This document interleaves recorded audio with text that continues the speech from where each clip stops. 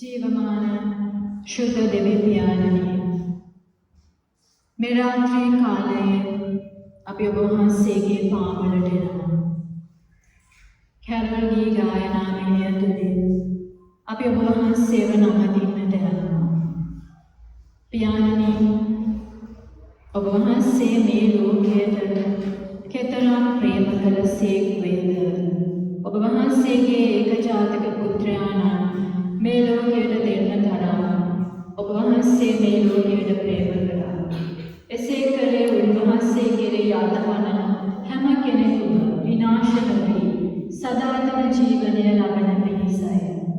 එලෙස මීට වසර 2000 ගණනකට පෙර අපි ඔබ වහන්සේගේ පුත්‍රයාණන් සාමයේ කුමාරයාණන් ඒ උපන් දිනය ඉදිරි දිනයකදී අපි සමරන්නට නියමිතව තියෙනවා. පියාණනි, ලෝකයේ ආකාරයෙන් මනුෂ්‍යයන් විදියට වසංගත තත්ත්වයකට අපි මුහුණ දෙමින් පවතින මේ කාලය තුළ අපි ඔබ වහන්සේට ස්තුතිවන්ත වෙනවා. පියාණනි, ඔබ වහන්සේව නමදින්නට මේ කාලය අපට වෙන් කර දීම ගැන, ඒ වගේම මෙවැනි දෙයක් සංවිධානය කිරීමට ඔබ වහන්සේ අපට දුන්නා වූ මඟ පෙන්වීම, ඒ හැම දෙයක් ගැන අපි ඔබ වහන්සේට ස්තුතිවන්ත වෙන අතර දෙවි පියාණනි, මේ කාලය තුළ ඔබ වහන්සේගේ පුත්‍රයාණන් තුළින් ඒ ගැලවීමේ පණිවිඩය මේ ලෝකයට නිදහස් කරපු නිසා ස්තුතිවන්ත වෙන අතර ඒ තුළින් ඔබ වහන්සේ බලාපොරොත්තු වෙනවා ලෝකයේ හැම දෙනෙකුටම මේ ගැලවීම අත්දකින්න පිණිස. එලෙස ස්වාමිනී, අපි ඒ විශ්වාසයෙන් ඔබ වහන්සේ පාමුල ඔබ වහන්සේගේ දරුකමට ඇතුළත් වෙලා තියෙනවා. ඒ දරුකම තුළ ඔබ වහන්සේ අපට අබ්බා පියාණනි කියන ඒ පුත්‍රකමේ ආත්මය ඔබ වහන්සේ අපට දී තිබෙනවා. ස්වාමිනී, එලෙස මේ මුළු මහත් ලෝකයා ඔබ වහන්සේ වඳුනාගෙන ඒ සදාකාලික රාජ්‍යයේ උරුමය ලැබීමටයි ඔබ වහන්සේගේ බලාපොරොත්තුව.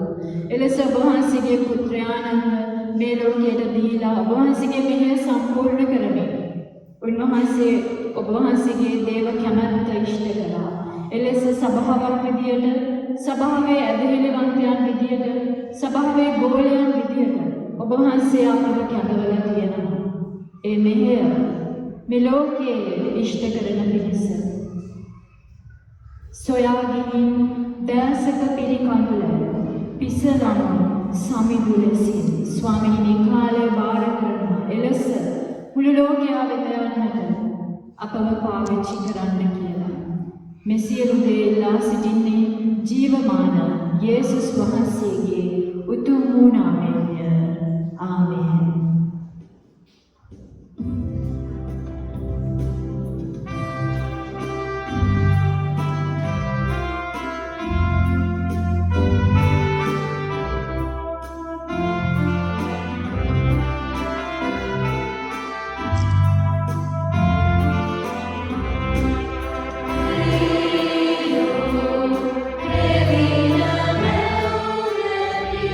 Sus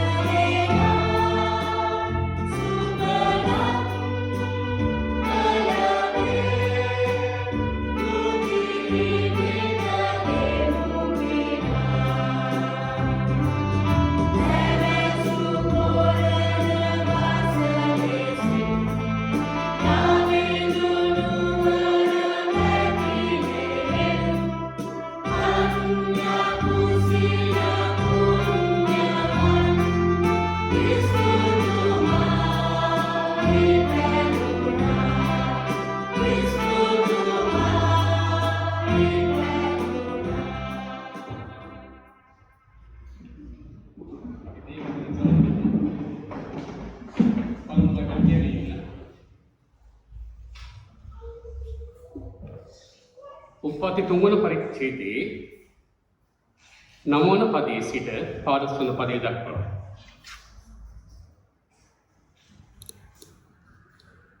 එහෙත් දෙවි සමිඳානන් වහන්සේ මිනිසාට හඬ ගසමින් නුඹ කොහෙදයි ඇසූසේක? ඔබ වහන්සේ කටහඬ වුණේ මට ඇසිනි.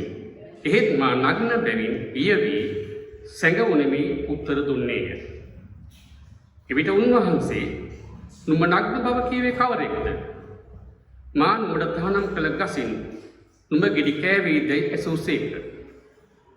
ඔහුද පිළිතුරු දෙමින් ඔබ මට සහකාරිය වශයෙන් දුන් ස්ත්‍රිය ඒ ගසේ ගෙඩි කඩා මට කන්න දුන්නාය. මමත් කෑවෙනි පැවසීය. එවිට දෙවි සමිඳුන් වහන්සේ ස්ත්‍රියට කටා කොට නුඹ මේ කලේ මන්දයි ඇසූසේක. සර්පයා මා රැවටීය. මමත් කෑවෙමි ඈ පිළිතුරු දුන්නාය. එවිට දෙවි සමිඳුන් වහන්සේ සර්පයාට කතා කොට මෙසේ වදාළසේක. තා මෙය කළ බැවින් සියලු ගව මහේශාදීන්ටද වනයේ සියලු මුර්ගයන්ටද වඩා තෝසාපලද්දෙක් වේවා.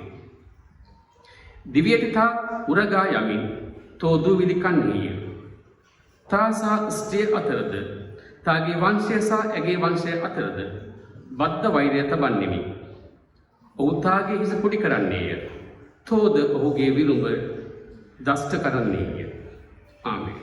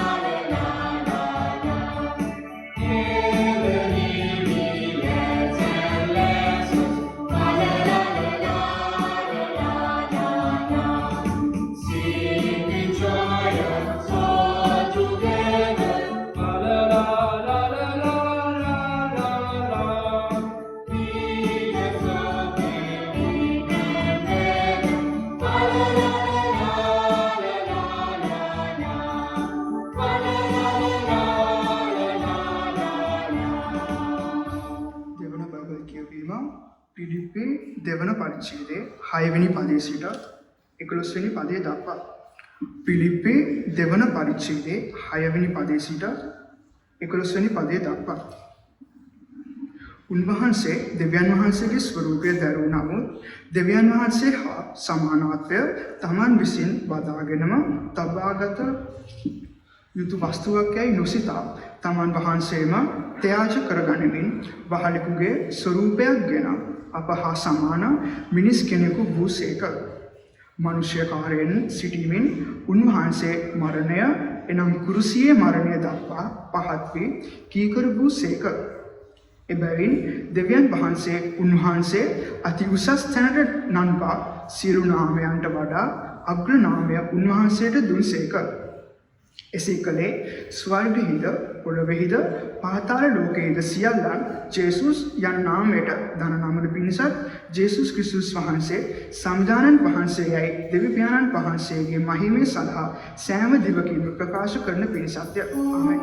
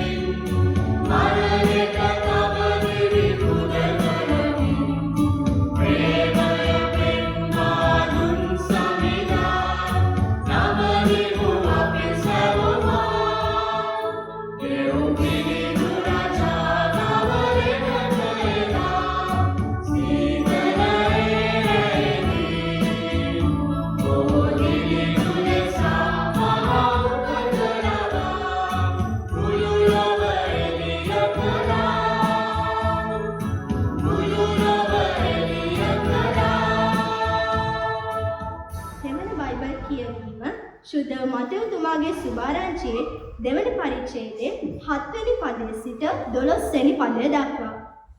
එකල හේරොද් ශාස්ත්‍රමන්ත්‍රයන් රහසෙන් කැඳවා තාරකාව පෙන්වන වේලාව ඔවුන්ගෙන් හොඳින් දැනගෙන ඔබ ගොස් ඒ ලාදරුවා ගැන හරි ලෙස විමසන්න. ඔබ විමසා සොයාගත් පසු මා ගොස් උන්වහන්සේට නමස්කාර කරන පිණිස මට දන්වන්න කියා ඔවුන් බෙත්ලෙහෙමට ඇවිල්ලා.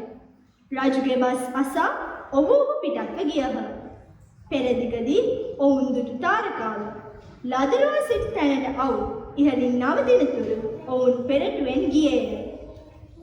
තාරකාව දැක ඔවුහු අතිශයින් ප්‍රීති ප්‍රමෝද වූහ. ඔවුහු ගෙට පිවිස ලාදරුවා සිය මව් වූ මරියතුමී හා සමග සිටිනු දැක පසක පිහිටුවා බැඳ සිය කරඬු ඇර රන්ද තුවරලාද ගන්ධ රසද යන පඬුරු උන්වහන්සේට පිදූහ.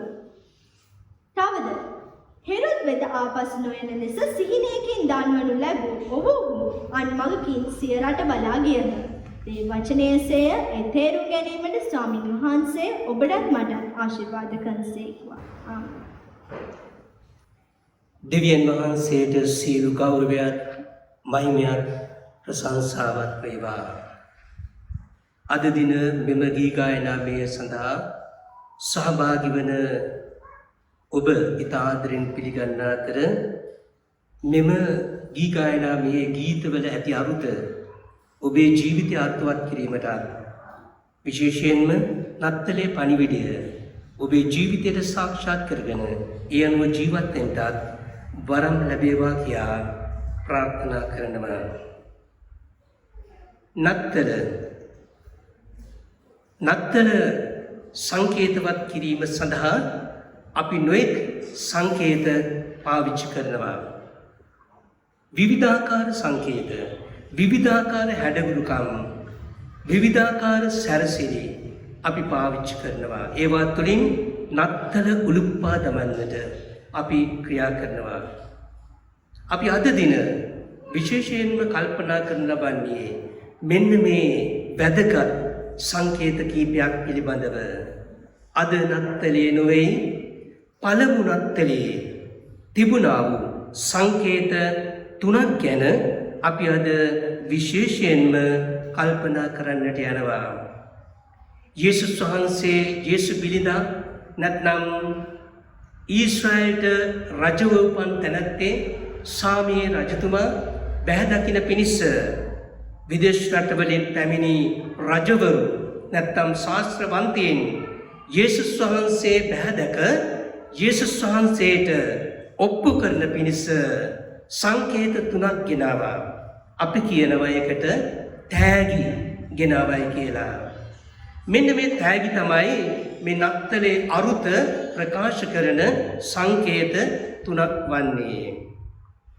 මේ සංකේත අතර ඉතාමත් වැදගත් කම ගැන අපි කල්පනා කරන අතරේදී පළවෙනි එක යේසුස් වහන්සේට ගෙනා තෑගි නැත්නම් සංකේතය රත්තරන්. දෙවෙනුව කට්ට කුමංජල් නොහොත් තුවරලා.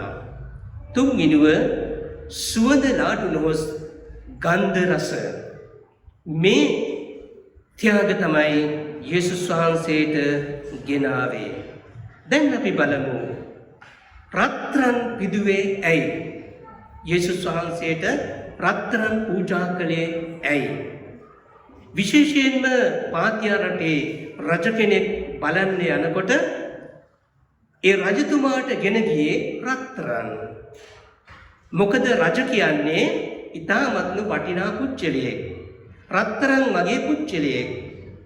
ඒ වගේම මේ ලෝකයේ ලෝහමය දේ අතර තිබෙන රජකමේ ස්වභාවය, ලෝහවල තිබෙන උතුම්ම වටිනාකම තිබෙන්නේ රත්තරන් වලයි.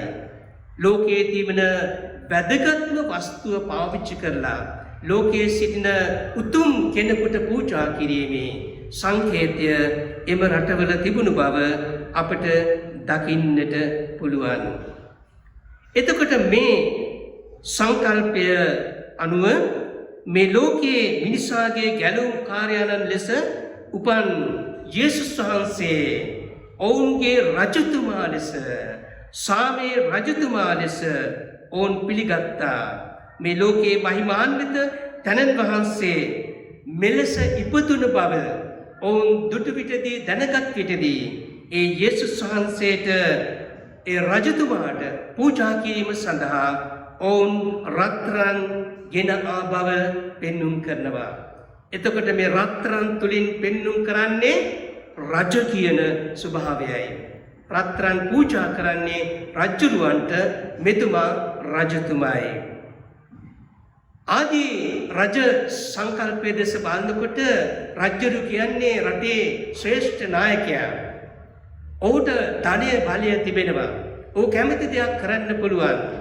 ඒ වගේම ජනතාව ඔහුට මෙහෙවර කරන්නට ඕන. ජනතාව ඔවුන්ගේ යටත්වැසියන් වෙන්නට ඕන. ඒ නිසා ඔවුන් පිදුම් ලබන අය හැටියට රජකම තුල අපට දකින්න පුළුවන්. ඔවුන්ට බලතල ධනය අසීමිත ලෙස තිබෙනවා.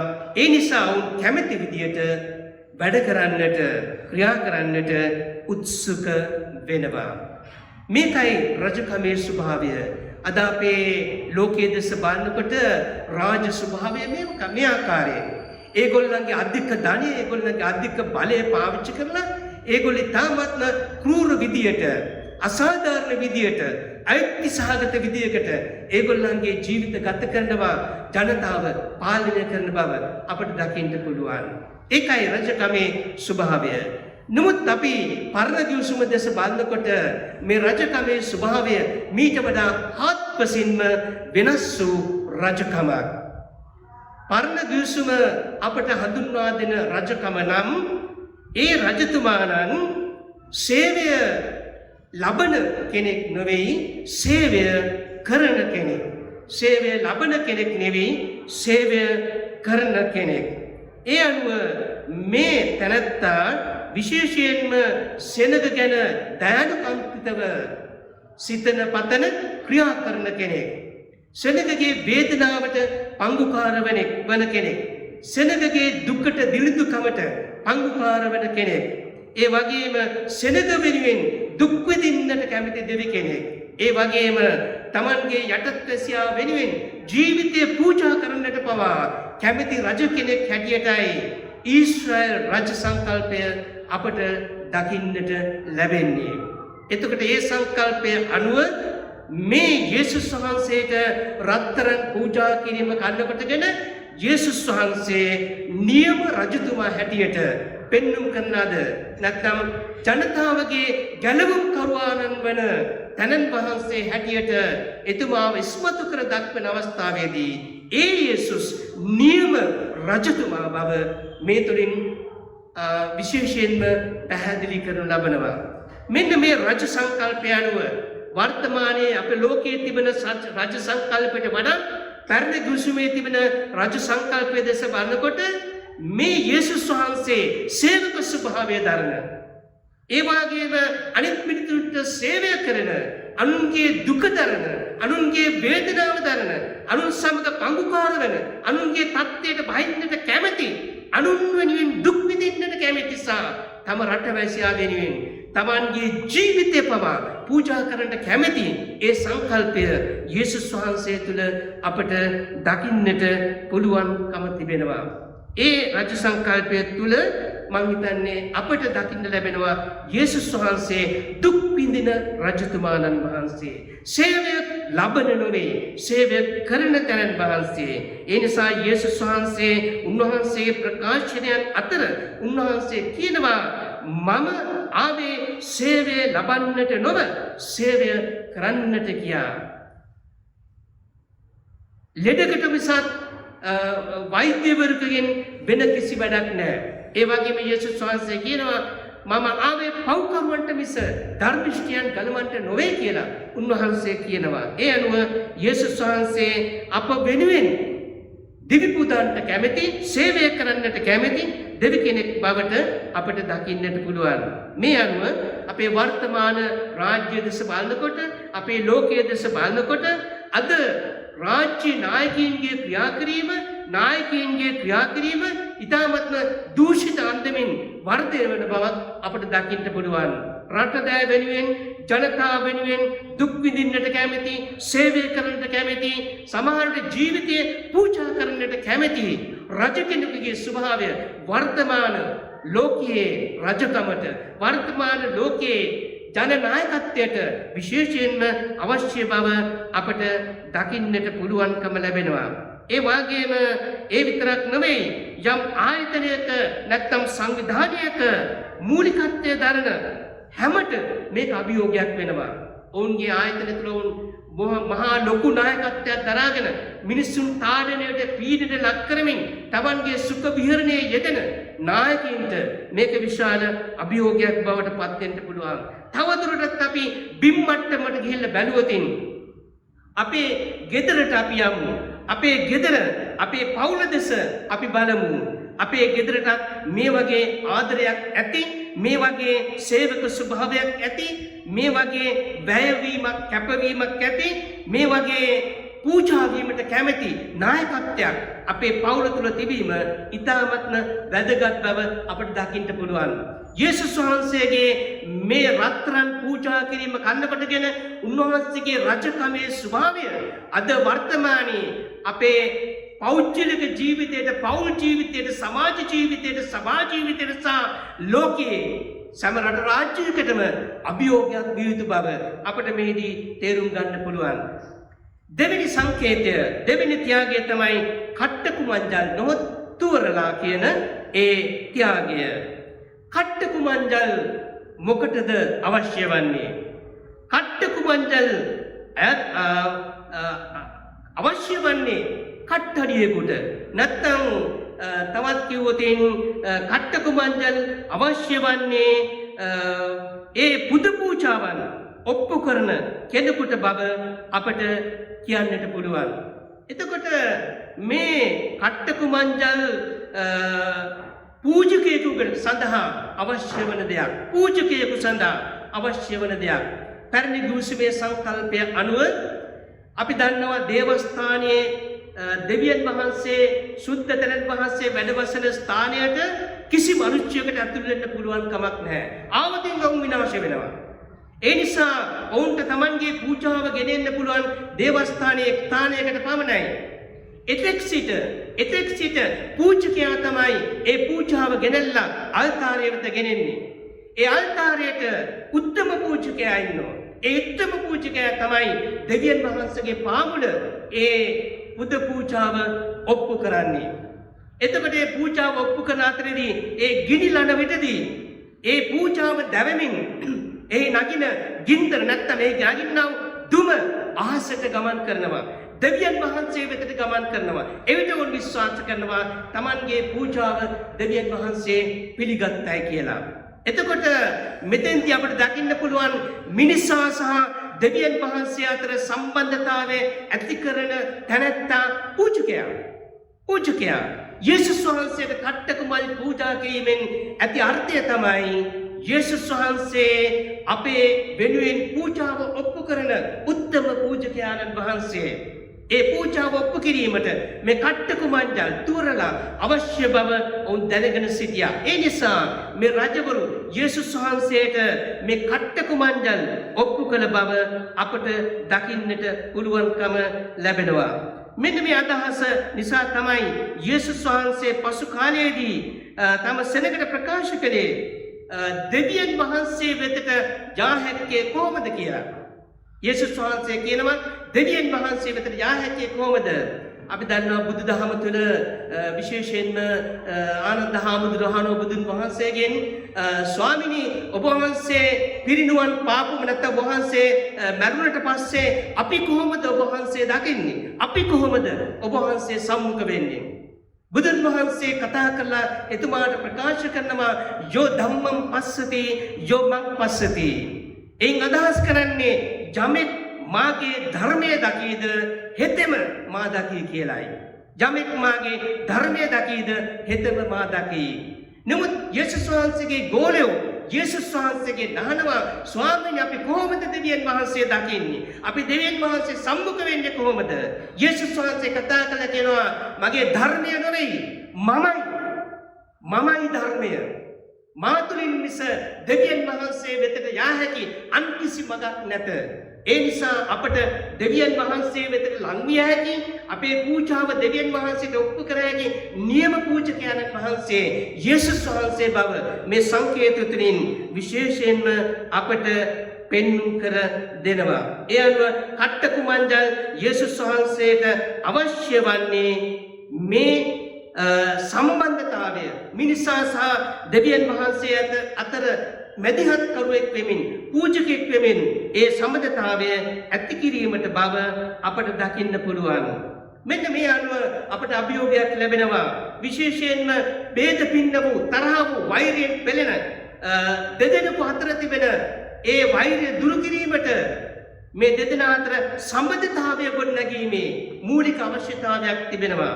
මේක අපේ රට රාජ්‍යයන් තුළ පමණක් නෙවෙයි අපේ සභාවන් තුළ පවා පුජ්‍යලෙන් විරුද්ධ වී ඒ වගේම Tamanගේ වෛරය හිතේ තබාගෙන කමාවක් දෙන්න බැරිව කමාවක් ලබා ගන්න බැරිව කුඩු වෙවි සිටින ස්වභාවයක් අපට දකින්නට පුළුවන්කම ලැබෙනවා. ඒ තුලින් ඔවුන්ගේ චරිතය සම්පූර්ණයෙන් හානියටපත් වෙනවා. ජීවිතයේ යථාර්ථය වැරහි යන බව අපට දකින්නට පුළුවන්. ඒ නිසා මොවුන් ඒකරාශී කිරීමේ වෛරය සංසිඳවා ඒ සාමය ඇතිව ඔවුන් නැවත සමගි කිරීමේ උතුම් කටයුත්තට යෙදීම ඉතාමත්ම වැදගත් වෙනවා. ඒ වගේම අප අතර ભેද පින්න වූ පවුල් තිබෙනවා. අපේ සභාවන් තුළ පවා ભેද පින්න වූ පවුල් තිබෙනවා. Tamanගේ වෛරය දිනින් දින ස්මතු කර ගනිමින් ක්‍රෝධය වෛරය ස්මතු කර ගනිමින් මේගොල්ලෝ අතර ගැටීම් ඇති වෙනවා. ඔවුන් මත පිටින් කතා කරත් සිත අභ්‍යන්තරයේ මහා කුහක අදහස් තිබෙනවා. නැත්තම් දිරා යන අදහස් තිබෙනවා. ඒ නිසා මේ වගේ පවුල් තිබෙන සභාවකට ඔවුන් නැවත සමග කිරීමේ යේසුස් වහන්සේගේ ආත්මය අපේ ස්වභාවන් තුළ තිබෙන්නට අවශ්‍ය බව අපි දන්නවා. ඒ වගේම අපේ ජන සමාජය අතර තිබෙනා වූ ජාතීන් අතර වර්ග භේදයන් අතර තිබෙන බේද පින්නකම් මේ ඉවත් කිරීමට යේසුස් වහන්සේගේ මැදිහත් වීම තුළ අපි මැදිහත් වෙලා ඒවට ක්‍රියා කිරීම අවශ්‍ය බව අපට දකින්නට පුළුවන්කම ලැබෙනවා. ඒ නිසා විශේෂයෙන්ම දෙවියන් වහන්සේ වෙතින් ඈත් වූ දෙවියන් වහන්සේ සමග බේද පින්නවේ සිටින මිනිසයන් නැවත දෙවියන් වහන්සේ වෙතට ගෙනීමේ මහඟු කාර්ය සභාවට පැවරී තිබෙනවා. අපි මේ නත්තලේදී යේසුස් වහන්සේ අපේ එකම පූජකයන්න් වහන්සේ වෙමින් මිනිසා සහ දෙවියන් වහන්සේ අතර සමගිය ඇති කිරීමේ කාර්යය ඉටු කළ අතර අද වර්තමාන සභාවට විශේෂයෙන්ම කැඳවීමක් තිබෙනවා. මේ බේද පින්න වූ සමාජයන්, මේ බේද පින්න වූ පවුල්, මේ බේද පින්න වූ සහෝදර සහෝදරින් අතර තිබෙන මේ වෛරය තුරන් කරලා ඔවුන් සමග කිරීමේ මහා පුදුම වගකීම අද සභාවට පැවරී තිබෙනවා. යේසුස් වහන්සේට කට්ටකු මංජල් පූජා කිරීම තුළින් අන්නේ පූජකත්වය ඔප්පු කළ බව අපට දකින්නට පුළුවන්. තුන්වෙනුව සුවඳ ලාටු නොහොත් ගන්ධ රසය. සුවඳ ලාටු නොහොත් ගන්ධ රසය. අපි දන්නවා අතීතයේ දෙස බලනකොට අතීතයේ බොහෝ කාලයකට පෙර තිබුණා වූ අත්දැකීම් අනුව අතීතයේදී මේ සුවඳ ලාටු පාවිච්චි කරේ මූර්ත දේහයන් වල තැන්පත් කිරීමටයි. මූර්ත දේහය නරක නොවි තබා ගැනීමට, එය කල් තබා ගැනීමට ගැළවීම සඳහා මේ ගන්ධ රසය නැත්තම් මේ සුවඳ ලාටු අවශ්‍ය බව අපට දකින්නට පුළුවන්. කොටින්ම කියොත් මිනිය නරක නොවි තබා ගන්නට අපට අවශ්‍ය වෙනවා. මට මතකයි මම එක් කාලයක පළාතක සේවය කරන අතර ඉතාමත් කොම් වෙච්ච නැත්තම් ඈත වෙල් කුඹුරු වලින් ඈත පුංචි ගම්මානයක් තිබුණා. ඒ ගම්මානයේ දිලිදු මිනිස්සු සිටියේ. ඒ තැනැත්තියක් මරණයට පත් වූ අවස්ථාවේදී ඔවුන්ට එම්පාම් කරන්න මිල මුදල් තිබුණේ නැහැ. ඒ නිසා ඔවුන් මොකද කරේ? කෙහෙල් බඩ ගෙනල්ලා ඒ කෙහෙල් බඩ තබලා මේ සුවඳ ලාටු නැත්තම් මේ ගන්ධ රස මේ වගේ දේවල් ගෙනල්ලා ඔවුන්ගේ පෙකණිය වටේ තබලා ගැට ගහන ඊට පස්සේ මිනිහ නරක් නොවන අන්දමට තබා ගන්න ඔවුන්ට පුළුවන්කම ලැබුණා. මෙන්න මේ අනුව අපි යේසුස් වහන්සේට සුවඳ ලාටු ඔප්පු කරන්නේ ඇයි? දැන් මෙතන සුවඳ ලාටු අවශ්‍ය වන්නේ මරණයට ලෑස්තිලා ඉන්න කෙනෙකුට, මැරෙන්න යන කෙනෙකුට තමයි සුවඳ ලාටු අවශ්‍ය වන්නේ. මේ උපන් ගමන් යේසු බිරිඳට ඇයි සුවඳ ලාටු ඔප්පු කරන්නේ? ඒ සුවඳ ලාටු ඔප්පු කිරීමේ අනාගත බලාපොරොත්තුවක් තිබෙනවා. ඒ අනාගත බලාපොරොත්තුව නම් මේ යේසු බිරිඳා අනාගතයේදී මුළු මිනිස් සම්පතිය වෙනුවෙන්, මුළු මිනිස් සම්මතය වෙනුවෙන්, මිනිසාගේ පාපය වෙනුවෙන් ජීවිතය පූජා කරලා මැරෙන්නට යන තැනැන් වහන්සේ, ජීවිතය පූජා කරලා මැරෙන්නට යන සූදානම් වන තැනැන් වහන්සේ යන්න අපට විශේෂයෙන්ම මෙහිදී පෙන්눔 කරනවා. ඇත්තෙන්ම අපි කල්පනා කරලා අපට නත්තල කියන විටදී ආදරණීය සහෝදර සහෝදරියනි, අපට කවදාවත් නත්තල කියන එකක් ලැබෙන්නේ නැහැ. යේසුස් වහන්සේ මැරුණේ නැත්නම්, යේසුස් වහන්සේ නැවත නැගිට්ටේ නැතිනම්. ඒ නිසා මේ උන්වහන්සේගේ උපතවල තුල ගැප් වෙනවා, සංකේතවත් වෙනවා, ඉස්මතු වෙනවා. යේසුස් වහන්සේ සකල ජනතාව දෙසා මැරෙන්නා වූ, ජීවිතය පූජා කරන්නා වූ, මිනිසා ගලවා ගන්නා වූ තැනැන් වහන්සේ කියන අදහස මේ අතුල සඳහන් වී තිබෙනවා.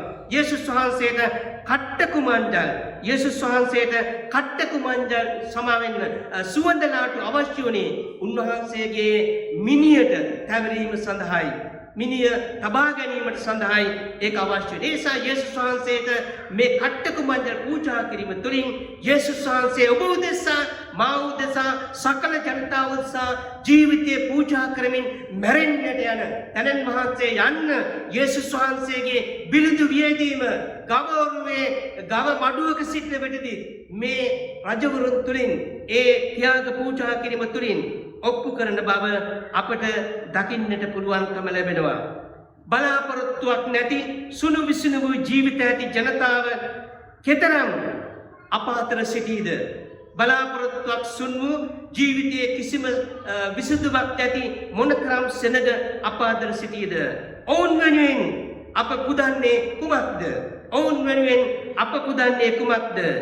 අවශ්‍යතාවයන්ගෙන් පිරි අසරණ ජනයා වෙනුවෙන් අපේ පූජාව කුමක් විය යුතුද? ආත්මාර්ථකාමීත්වයෙන් සියල්ල බදා ගැනීමට වඩා ප්‍රේමයෙන් යුතුව සියල්ල බෙදා ගැනීමේ ඇති අධිකතර අවශ්‍යතාවය අපට මේ වකවානුවේදී පෙනෙනවා. විශේෂයෙන්ම යේසුස් වහන්සේගේ ඒ මුල් නත්තලේ තිබෙනා වූ මේ ස්වභාවය තුළ යේසුස් වහන්සේ තමන් සතු සියල්ල මනුෂ්‍යයන් දිසා පූජා කළ අන්දම අපි ඒත්තු ගන්න අතර මේ නත්තලේදී අන්නේ හරය අපි ඇදලා ගන්නට ඕන, ඉස්මතු කරලා ගන්නට ඕන. විශේෂයෙන්ම මේ COVID-19 පවතින මුළු ලෝකයේම කනපිට හැරෙව්වා වූ එවාගේ මිනිසුන්ගේ අතමිට හිස් කළා වූ මනුෂ්‍යයන්ට ජීවත් වෙන්න බලාපොරොත්තුවක් නැති වුණා මෙවන් යුගයක ක්‍රිස්තුස් වහන්සේගේ පුදුම පූජාව කරනකොටගෙන අපේ ජීවිතයේ ඒ පූජාවෙන් ලෝකයට සේවය කරන්න, යේසුස් වහන්සේගේ සුභාරංචිය ලෝකයට ප්‍රකාශ කරන්නට යේසුස් වහන්සේ මේ නත්තලේදී අපට ආරාධනා කරනවා. මෙවන් සන්දර්භයක් තුළ මේ නත්තල අපි අර්ථවත්ව පවත්වමින් උන්වහන්සේගේ මහිමය දෙසා ජීවත් වෙන්නට, සේවය කරන්නට අපි හැම කෙනෙක්ම අදිෂ්ඨාන කරගනිමු. ඔබට යේසුස් පිහිටයි. මීළඟ ගීතය විශේෂයෙන්ම අපි මේ පණිවිඩයේ තිබෙන අර්ථය ඔබට පැහැදිලි. නත්තල මොකටද? නත්තල මේ දේවල් නොවේ. නත්තලේ අර්ථය මොකක්ද කියන එක ඒ ගීතය තුළින් පැහැදිලි කරනු ලබනවා ඇති.